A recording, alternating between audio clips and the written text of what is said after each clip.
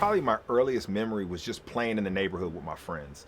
It was what we did throughout the year, and whatever sport was in season, that's what we did. We became professional basketball players, baseball players, football players. So it was a way in my community of gathering together with everybody, going out there and spending all day playing sports, trying to emulate and simulate what you saw on television.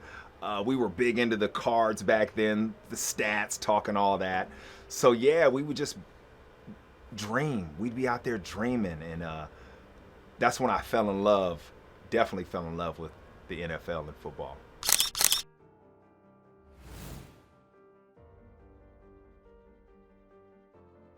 I will say, when I think about my career, I think about how it ended, and I think about the last game I played, and it wasn't going well, but I had to go. I literally had to go on the sideline and talk to myself. I had to say, Jay Bell, you got to get this together. You got to figure this out. And I did, and it worked out. And the reason it's so significant, it's the last game I ever played.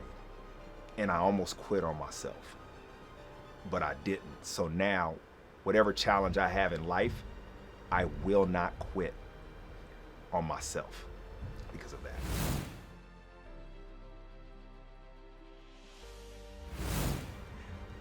It probably, if I have to think about one, I was hurt in college, and I thought I'd never play again. And I had an injury. I missed a year. And in that time, I learned a lot about myself. I realized I was more than an athlete. I was more than what I did or what I was doing. I was me, and I was okay with that. So when I got back to playing, I looked at the game and I could handle it and approach it in a way that was something that was important to me. Sports was important to me. It was a very valuable part of my life, but it wasn't me. I stopped identifying with what I was doing and just really understood who I was, and I was good enough just being me. And I think that allowed me to really fall in love with the game of football and pursue it in a way that I'm not sure other people can, because I disassociated myself with it. It was something I did, it wasn't who I was. When I think about what black athlete inspired me the most, I had to go back. I was thinking of so many, but I had to go back to UCLA, and I had to think about Jackie Robinson and the stories of what he had to do playing baseball when they integrated the sport, or they wanted to. And you hear all the stories, all the things he had to go through, the position he was put in. And it makes me proud to be a UCLA Bruin. I'm only here because so many people sacrificed.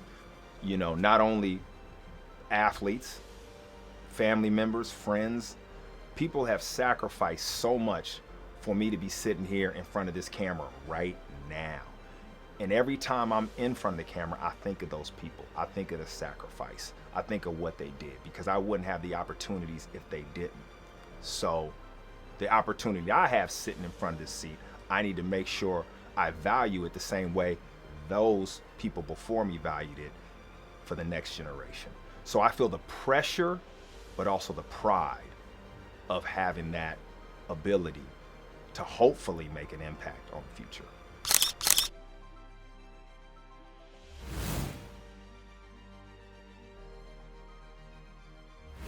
I think it's important for people to see people that look like them in all walks of life. I think that's the key, especially when you're young. You look up and you think, can I do that? Can I achieve that goal? And when somebody looks like you, talks like you, is from where you're from, you say, oh, I can aspire to do that. It's a realization, it's realistic. And I think that's what's so important, and people that are stakeholders that have the opportunity to give people opportunities need to understand that. There's so much talent out there everywhere in every walk of life. You just need to expose them to it.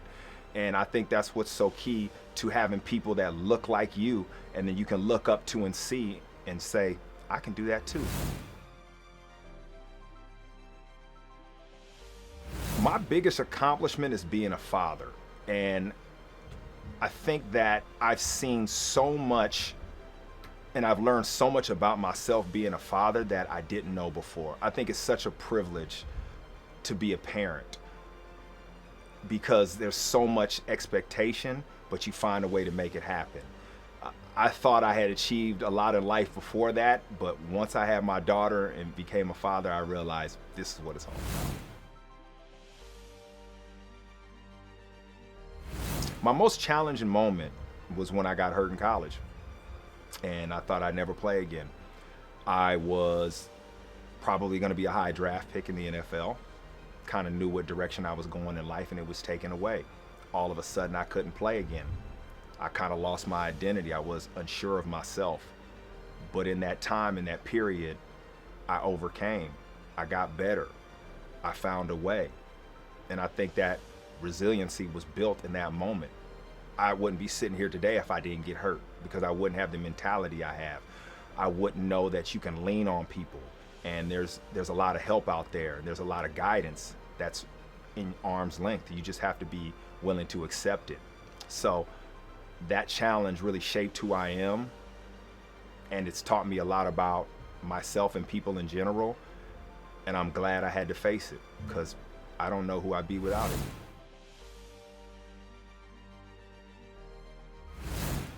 There's a lot of things that people have to face, a lot of challenges, and I was almost emotional about it, because I feel for young people today. I feel for what you have to overcome, the situations, but always understand this. Sometimes it's not how, it's who. Sometimes you don't need to have all the answers. Somebody else does, and they're in your reach. They're available. Tap into it. Tap into the resources. Tap into the people that care. Your future is so bright. You don't know what's going to happen. You don't know how it's going to turn out. Just keep forging ahead. Make mistakes. Be okay with that. But consistently put in the work. The secret is work. It's not easy. It's hard. It's difficult. It's a grind, especially when circumstances aren't set for you to succeed. But that will not prevent you from achieving your goals. There are many people who have and continue to, because they're willing to work. They're willing to look at a challenge and find a way through it, over it, however, below it, but they're going to find a way to get to the goal that they want. Not somebody else wants, they want. Follow your dreams, follow your heart, and whenever there's something in the way, understand you're headed the right direction, because that's why it's in the way.